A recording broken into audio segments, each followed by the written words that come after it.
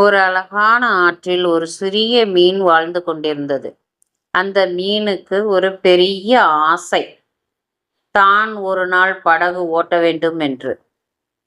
ஒரு நாள் ஆற்றங்கரையில் ஒரு பழைய படகு மிதந்து கொண்டிருந்தது.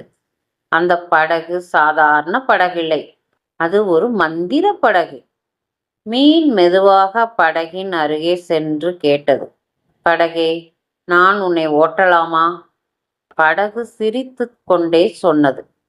நீ நல்ல மனசுடன் எல்லாருக்கும் உதவி செய்தால் நான் உனக்கு உதவுவேன்.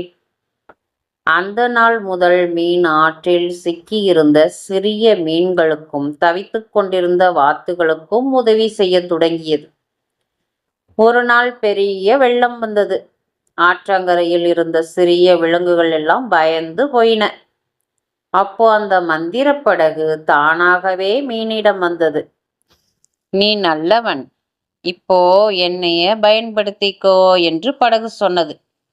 மீன் மகிழ்ச்சியாக படகை ஓட்டி எல்லா விலங்குகளையும் பாதுகாப்பான இடத்திற்கு கொண்டு சென்றது.